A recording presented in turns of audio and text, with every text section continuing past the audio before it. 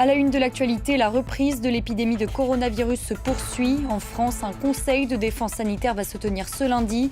L'exécutif n'exclut pas de nouvelles restrictions. La vaccination des 5-11 ans doit également être abordée. Immigration zéro, réindustrialisation. Dans son premier discours de campagne devant plus de 10 000 personnes, Éric Zemmour se dit prêt à prendre les manettes de la France.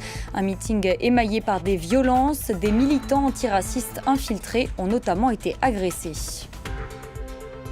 Et puis nous irons en Gambie. Le président sortant, Adama Barrow, a été proclamé largement vainqueur de l'élection présidentielle.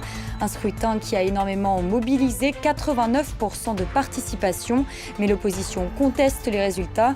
Correspondance de Sarah Sacco en fin de journal. Bonjour à tous, merci d'être avec nous sur France 24. Comment endiguer la progression des taux de contamination en France? Plus de 42 000 nouveaux cas enregistrés en 24 heures. Et aussi comment éviter la surtension dans les services de réanimation sans pour autant figer de nouveau le pays. Ce lundi, le Conseil de défense sanitaire doit trancher. Retour au télétravail, couvre-feu, vacances anticipées. Quelles sont les pistes envisagées? Le point avec Valérie Hurtel. Se faire vacciner pour freiner l'épidémie et échapper à des mesures contraignantes. À Toulouse, eux n'ont pas hésité. Je préfère vraiment me faire vacciner à de nouveau être confiné. Pour le moral de tout le monde, je pense que c'est important. On entend 50 000 contaminations pour la journée d'hier ou avant-hier. Ça devrait inquiéter les personnes qui ne se sont pas fait vacciner.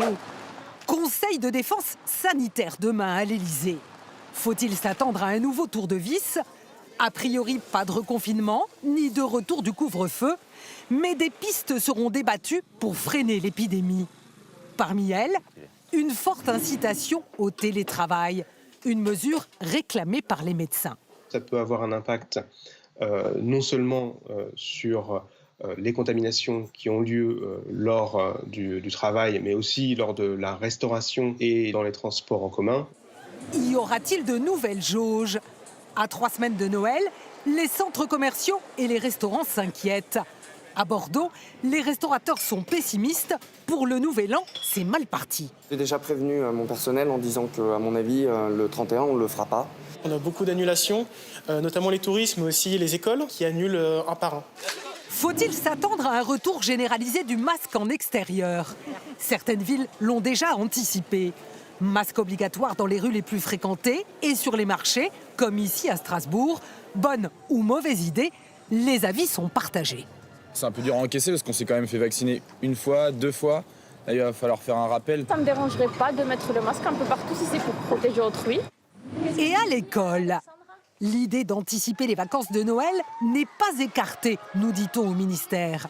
Les syndicats enseignants, eux, préféreraient revenir à un protocole plus strict.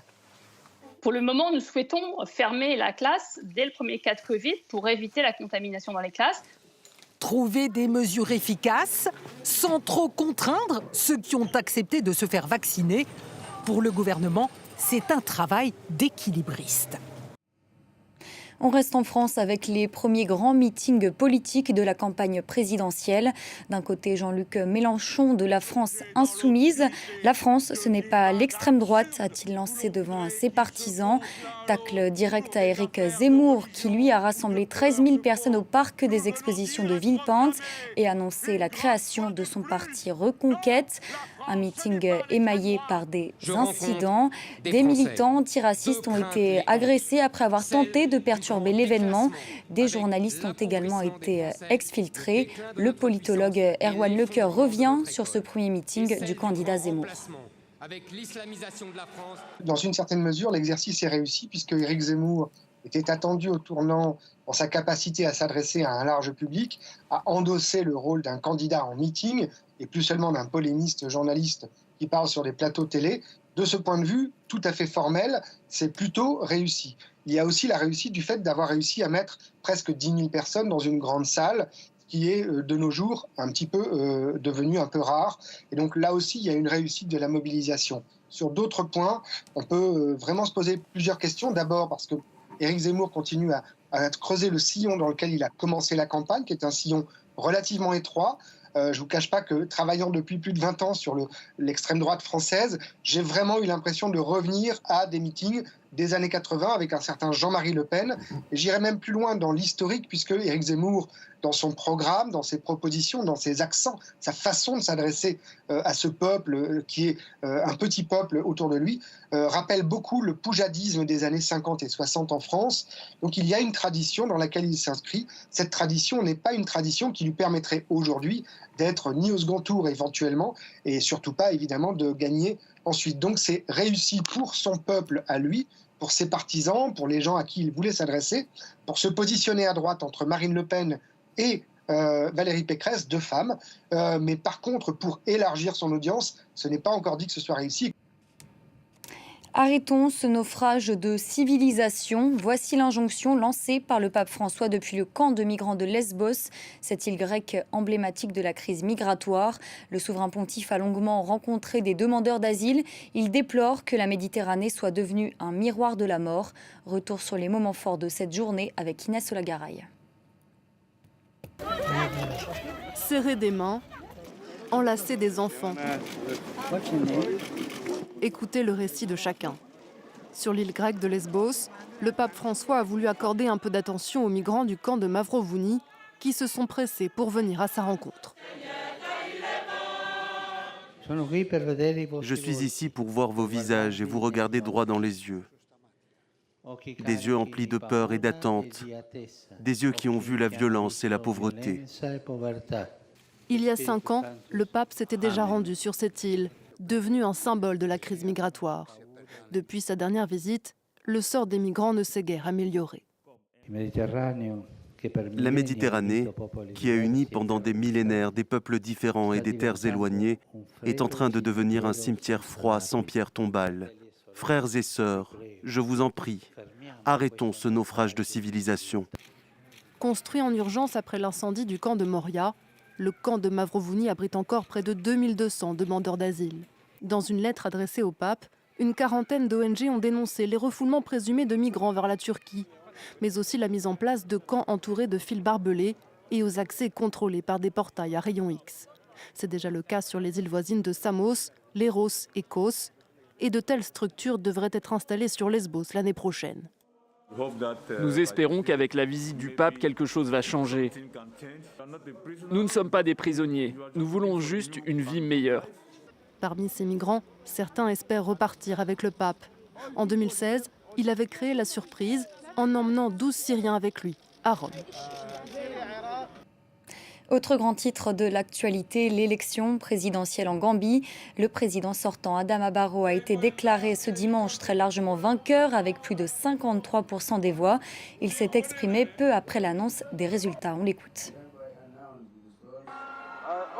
Je demande à tous mes partisans de célébrer ma victoire de manière pacifique. J'appelle tous les Gambiens à respecter notre division politique et à se rassembler comme un seul homme pour travailler au développement de notre pays.